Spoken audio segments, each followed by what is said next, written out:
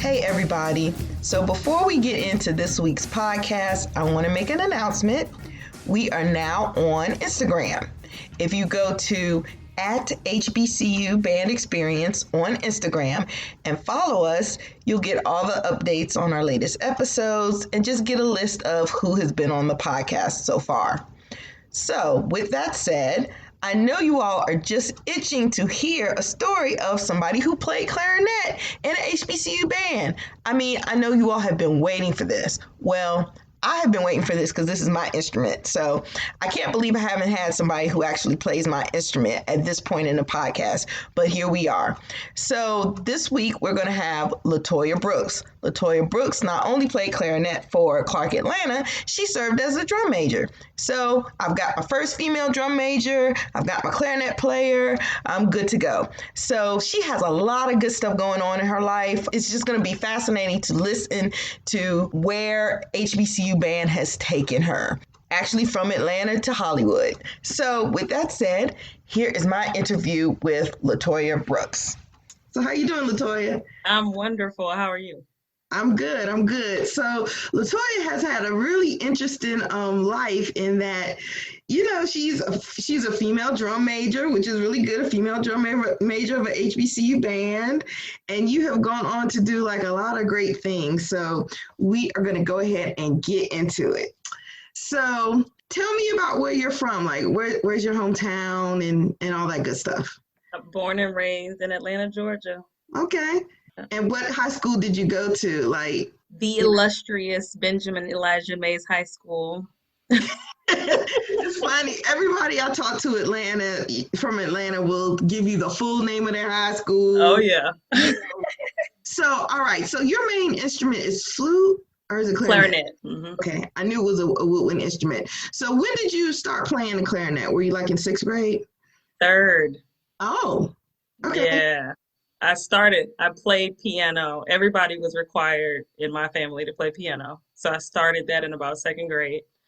And then third grade is when they started band when I was in elementary school. So I had a family friend pass down this really old Raggedy Bundy, and I put that thing to work. And I played that Bundy all the way up until high school. Like it was falling apart in marching band. It was the worst. So I didn't get a real clarinet until maybe my senior year in high school. So that Bundy took me through my entire band career for real. So did you come from a musical family? Because you said like everybody in your family had to do that. Tell me about that. Well, most of my family sings. So the piano thing was like my grandmother, rest in peace, she was an organist and a pianist. So everybody had to take piano lessons. So everybody has some kind of piano fundamental, background, but most of them just sing. I was actually the first person to do band, like the instrumental side of music. So yeah, everybody's musically inclined. I'm just the only one that plays instruments for real. Okay. And what made you pick the clarinet? Was it the convenience of having the instrument passed down to you? Basically. It didn't matter what I wanted to play. Somebody was like, here's a clarinet, give it to Toya. So that's what I ended up playing. Yes. Okay. So in high school, were you drum major or, did that not happen till college? Man, touchy subject. So when I was in high school, I wanted to be drum major, but they were appointed in high school. And up until I left Mace, there really hadn't been any girl drum majors. He was always appointing dudes. Literally the year I left, he appointed a girl. Anyway, not bitter, but I was student director before I left. Drum major didn't happen until CAU. Okay. So yeah, we're going to get to that. So by being a student director, did that make you want to be a band director? Had you always had sights on that? So it's really funny. When I was in sixth grade for career day, there was an engineer who came and talked to us about his career and how much money he made. And in sixth grade, I was like, oh, I'm going to be an engineer because I want to make a lot of money. I don't like math and I don't like science. But I didn't register all of that at the time. Went to Mace for their math and science track because I was focused on being an engineer. My band director was like, how in the world are you going to major in engineering when all you do is music?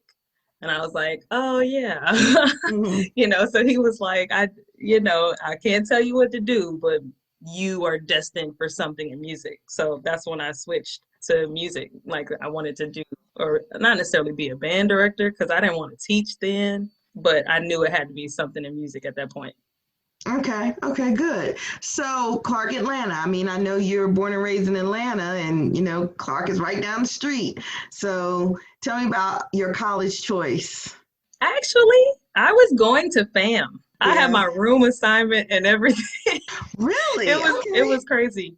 Yes, ma'am. I was going to FAM, but like, you know, in HBCU programs, which I absolutely love, a lot of the band directors come to your school and audition you right there on the spot, which it means a lot. It meant a lot to me because it felt like they wanted me at their school. I know it's like now, knowing what I know, it's like a recruitment thing. I'm trying to get you to come to my school, but it felt Mhm. like they genuinely want me there. They came to my school and auditioned me. So fam didn't come to the school. Yeah. Everybody else did.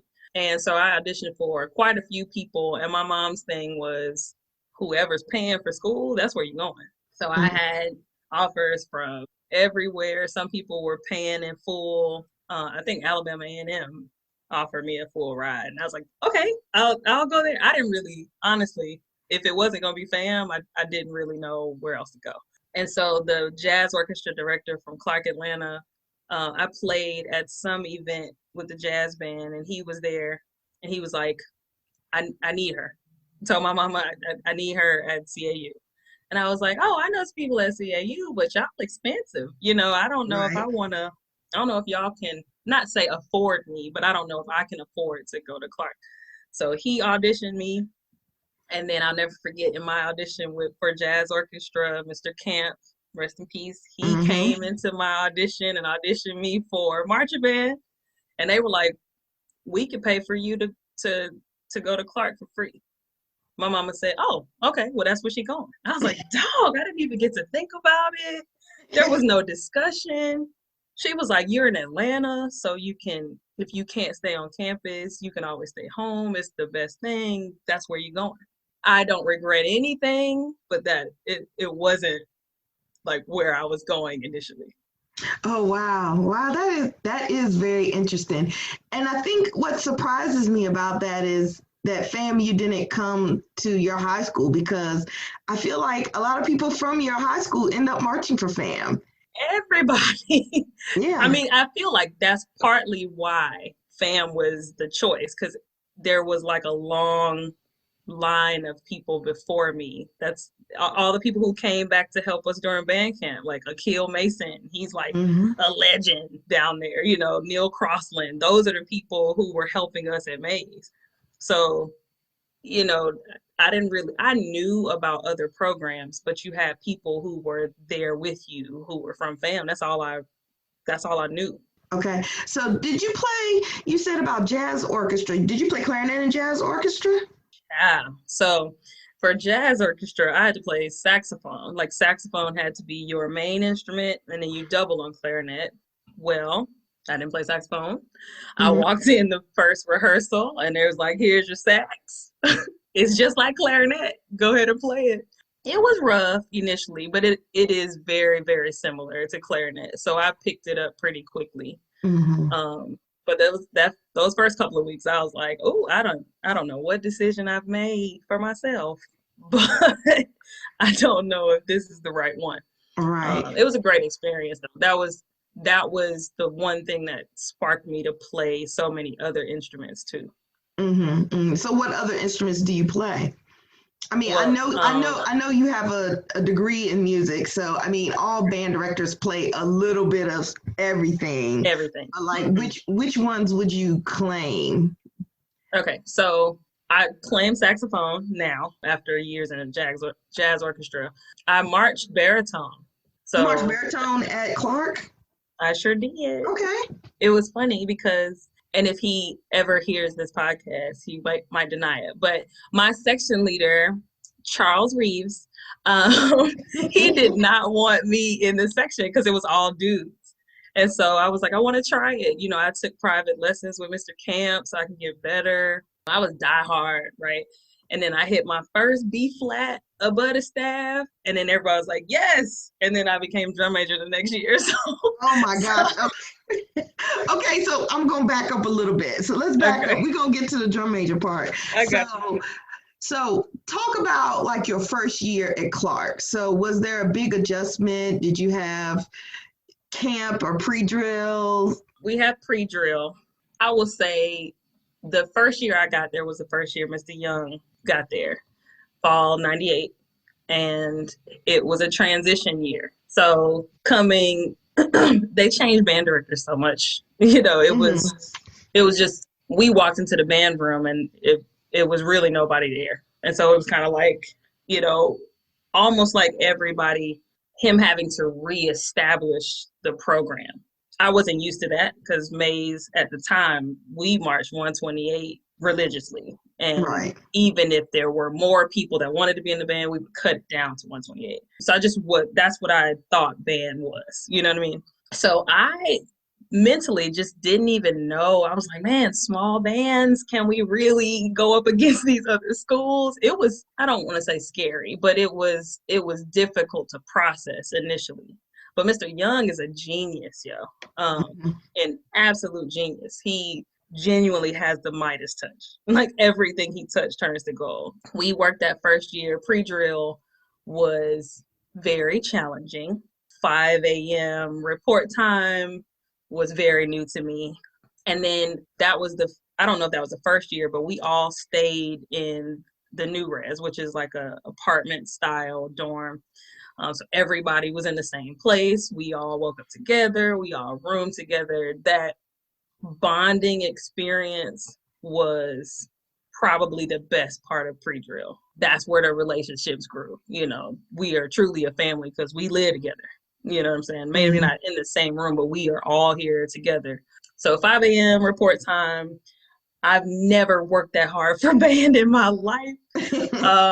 We would be outside early in the morning before I eat my breakfast.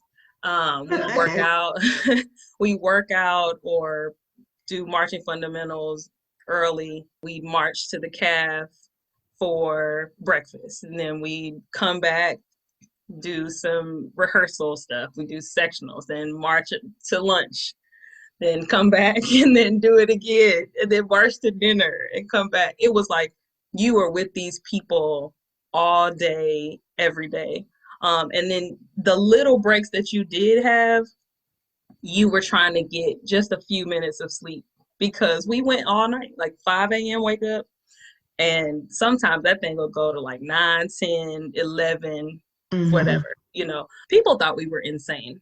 They truly thought we were insane. And at the time, I kind of thought we were insane too. Like, are we really marching back to get food? We can't, you know. But it was, I guess I looking at it now, having been a band director, I truly value that experience. Every life lesson I feel like I value right now, I learned from band. And probably that first year, because, you know, you learn time management. Am I going to go to sleep right now, or I'm going to practice this passage that I know he's going to quiz me on? Or like songs, we had about 50 songs at the end of pre-drill. It was bananas. It was like, and you know, at the time you're like, I can't learn all of this music. And I, like right now, Rolling Thunder, I tell all my former students, yo, Rolling Thunder is like muscle memory right now. Yeah, because, muscle memory. You know, that I can play half those songs in the book and not even realize that I can. You know what I'm saying? Because he was just running that stuff down over and over again. So you don't really realize how strong you are, you know, how talented the group really was until like the first game, you know what I'm saying? When we still there, the lights are off, the band done left, and we still got 20 more songs to play, you know? Right. It was... Yeah, so tell me about the first year. Who were your rivals? It was Morehouse, right? Like your Morris big rival? Brown. Morris Brown, okay. Morris Brown and Morehouse, I guess it was pretty equal. Definitely Morris Brown though. Okay. It was like, because Morris Brown was like aggressively rude, like, nah, forget that. We gonna play right over you. You know what I'm saying? And we had our little 50 piece, you know what I'm saying, trying to play our stuff. One thing I love though, we had the mentality that I don't care how many people we have. You know, the quality is what truly matters. And we held our own. Every time we played somebody, we held our own. We felt like we could go up against anybody. I don't care how many people you have. So I would say Morris Brown definitely. Morehouse was almost like these my brothers. You know what I'm saying? It's like a sibling rivalry. So it's not gonna be like cutthroat, but we gonna get in there and talk junk before the game. It wasn't quite like the rivalry with Morris Brown. Okay. So drum major. So you didn't get to become drum major in high school. You know, what made you want to do it in college? And what was that process like? Like, did you audition or were you appointed? Yes and yes. So I auditioned my junior, well, you know, with music majors, you'd be there 5 years. So my first junior year, I guess. Third year. My third year there, I actually auditioned for a drum major, and I didn't get drum major. I got student director again. You know. Mm-hmm. But then my going into my fifth year, the drum majors that were selected were ineligible to march, and we didn't find it out until the week of the first game. So Mr. Young called me in the office. I had my baritone ready, getting ready for the first show. He called me in the office. He said, "Look, we need a drum major." I was like, "Okay." To do what? I mean, like, for when? You know, when are you trying to have a drum major? He's like, he explained what happened. We need somebody on the stick like now. So I went in with my baritone and I walked out with a mace. So I was just as shocked as the rest of the band. And it didn't register right away, but I was like, is this really happening? So I was technically appointed right before the week of the first game. So that's how it happened. That is insane. I was not expecting that. But that's a really cool story. Yeah. Yeah. So were you the first woman drum major at Clark? I wasn't. Okay. I wasn't. Jolene Butts Freeman was the first. And there were about 3 or 4 after her. Okay. So when was the first woman? Like, wait, what year was it? 80 something. I don't want to mess that up. Okay. But 80 something. Okay. So you all have had a good history of female drum majors. That's cool. Yeah. And they were scattered too. So that's why it almost felt to people like, wait, you're the first one. I was like, no, in your lifetime, probably. like in your experience here at Clark, I'm the first. But yeah, I wasn't the first. So did you come up with, or did you happen to experience any kind of conflict as a major because, like, were you not taken seriously? Did people try to pull stuff over on you? Honey, that was it. Especially because I was appointed. And so many people were, you typically had to audition. And then it happened so fast. It was like, well, why you ain't consider nobody else? He straight up was like, I think you're the best person for the job. Boom, here you go. I was like, oh my gosh, can you tell everybody else that? Because this is going to be so awkward, I walked out. There were several times physically where I feel like guys were trying to be like, you can't do more push-ups than I can kind of thing. So I would push and push myself to make sure that physically you couldn't. I mean, I'm not going to be as strong as everybody in the band, but most drum majors probably don't. Well, if I was a guy, it probably wouldn't have been like that either. But I would never, ever let that kind of stuff affect my position. I think that was the biggest thing, though. That people feeling like I should have been it, instead of you. Or, girls can't do what guys can do. but I think I did a pretty good job. I ain't gonna lie, you know. You know, Yeah. I know one thing. There was like a lot of, I guess, pushback with other guys, like guys from other schools. I can't remember. Oh, Texas Southern. That's what it was. We went to the Okay. game, or because we went there, we met up at like a hotel, and everybody knew people from the other band and whatever.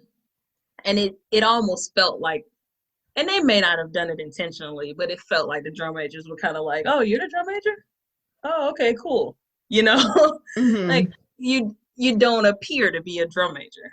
But after the game, I felt like, you know how you can just look into somebody's face and see that acknowledgement, like that was good. Yeah. That's what I felt when we came off the field. So, Okay. Good. All right, so let's talk about drumline. Now, for those that don't know, my girl LaToya makes a good old appearance in the movie Drumline. And if you look at the dance party scene and you have on the SAI shirt, uh-huh. the Yoda shirt, and you're dancing with TJ. Well, I call him TJ. I think people Yes. didn't know. Yeah. With Thomas Warner, who is drum major at Morris Brown. He had on the KK Slide shirt. So tell me about the filming of Drumline. Like, what was that like? It was really good. There were some challenges, obviously, but like I think the early morning shoots or being on set for a really long time, it's just you just weren't used to it before. But I wouldn't trade that experience for anything. The only time you can see me is the party scene. So I was so glad that I actually went. They kind of, with those scenes, they would put like a call out, hey, we need some band people, or we need not band people, but we need some extra people for this scene. If you're available on Thursday at this time, meet here, and then, you know, you can be a part of the scene. That's kind of how that party scene happened.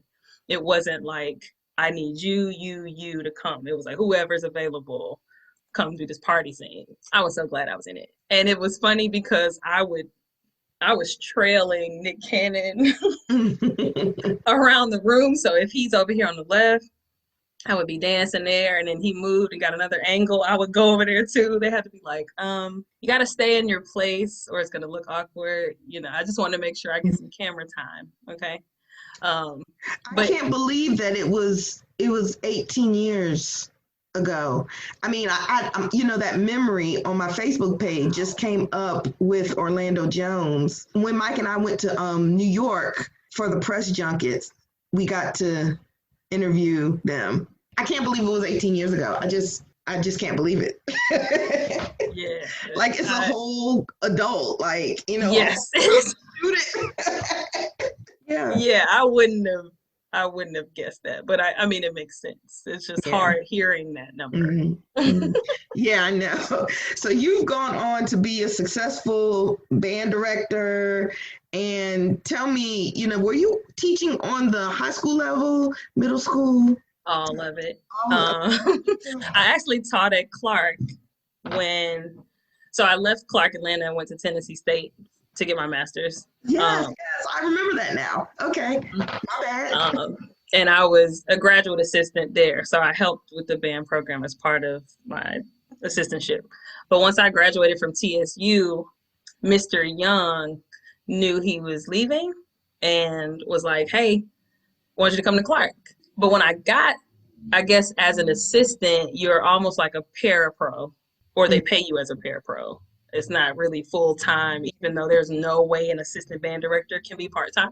So I was psycho. I was working as the assistant band director at Clark Atlanta and a middle school band director in DeKalb County at the same time. I think I remember that. It's fuzzy to me, but I feel like I remember that.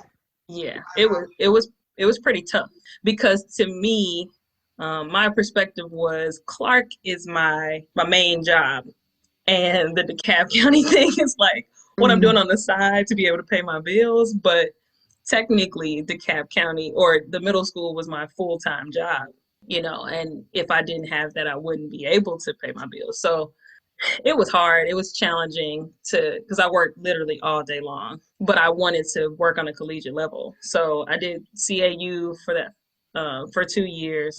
And then I had my daughter in '06. So I was like, I just won't be able to balance all of this at the same time. That's Right. when I went and became a high school director at Lovejoy in Clayton County. So that started my high school band director career, which is funny because I didn't want to be like a head director. I was cool being an assistant.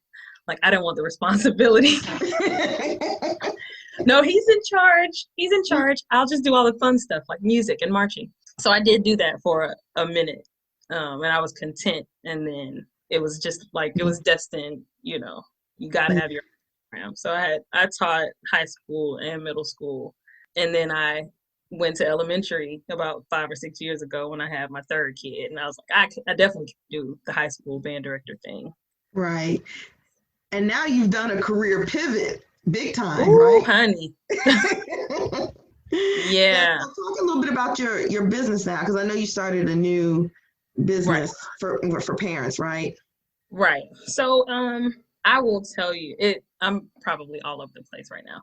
It started because I got a confirmation that it was time to stop teaching, not necessarily altogether, but public education. And COVID and some of the policies in education definitely helped with that decision. But my oldest daughter is an actress. She's on Nickelodeon and she's done a couple movies. And her career is really starting to take off. It started about 3 years ago where I was still working in public education, but I was balancing that, all three of my kids, and her career as her mom. Of course, I had to be her manager, and it was a lot when she didn't book anything major. So when she booked Nickelodeon and had all of the responsibilities, it was almost impossible to manage everything. So when this school year started, it kind of made it easier for me, when they were like, get in there and teach the kids, basically put your life on the line. I don't really care. We need you in Mm-hmm. here. It Mm-hmm. was That was the point for me. So I didn't know what I was going to do, but I knew I needed to do something to pay bills. And a lot of people kept asking me like, well, what do you do? What did you do for your daughter to get her started? I don't know where to start, basically. So I created a course for parents who don't know where to start. It's called Steps to Stardom. And it's a full online platform where you go through several modules and lessons that teach you how to prepare your kid to get in the TV film industry. So far, I've had about 8 students, and they seem to really like it. I'm hoping that this can continue. I've also started with voice acting just to try it out initially, but to bring in some more income as well. So the industry seems to be where I'm destined now. And my oldest is also a recording artist, so I'm her vocal arranger and that as well. So we busy over here. Oh my goodness. Oh my goodness. So I just have a couple more things I want to ask you. Let me figure out how I want to say this.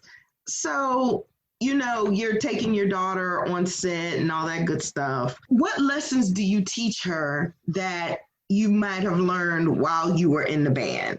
Or Oh, what, honey, what kind of similarities do you see? everything.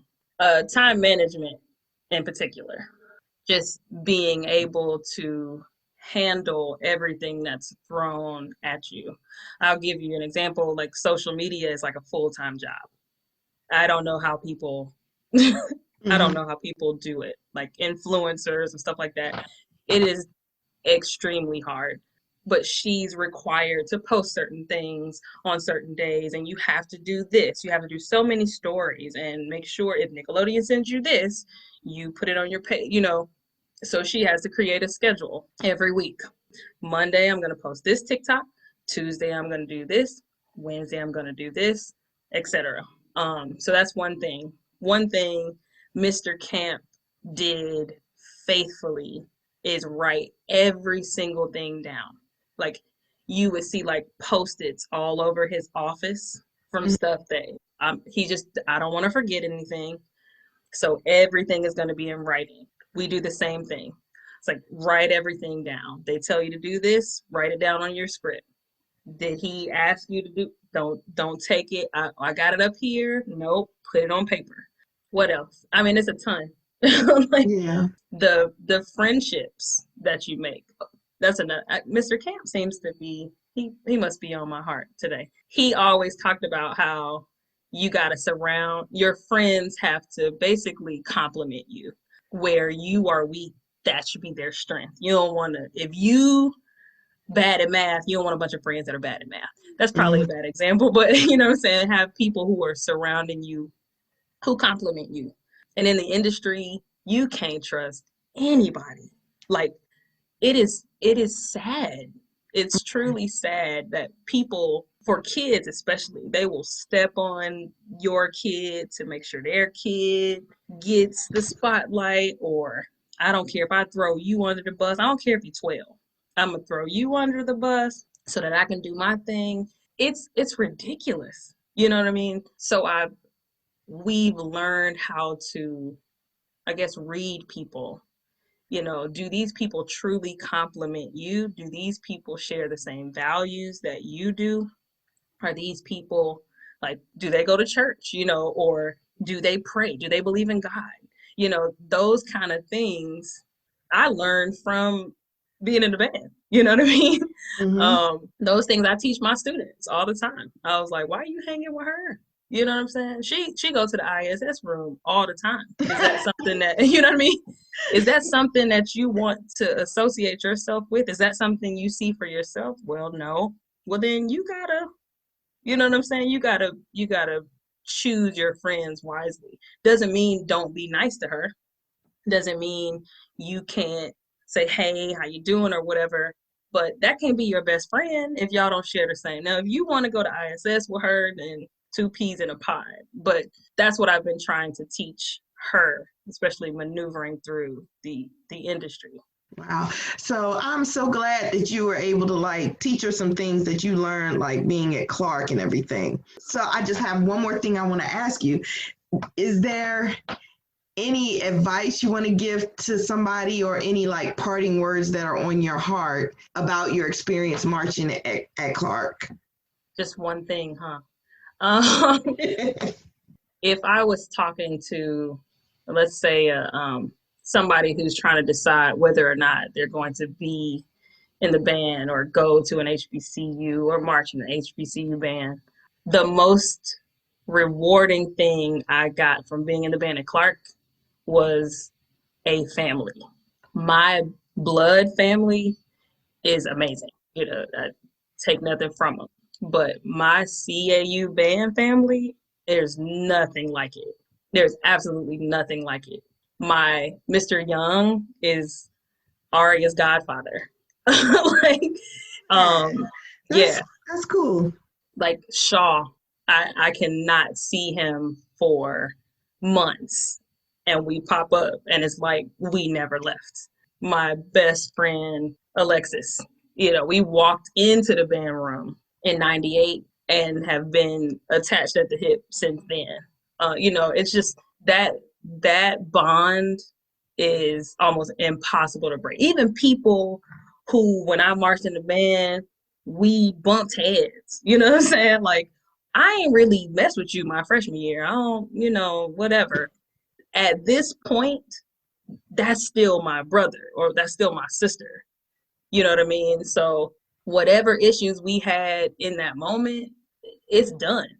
It's kind of like my brothers and sisters. I don't like you right now. Don't talk to me, but I'm going to go to bat for you. You know what I mean? That bond is absolutely unbreakable. And it's the one thing that I absolutely love about my experience being in the band, the CAU.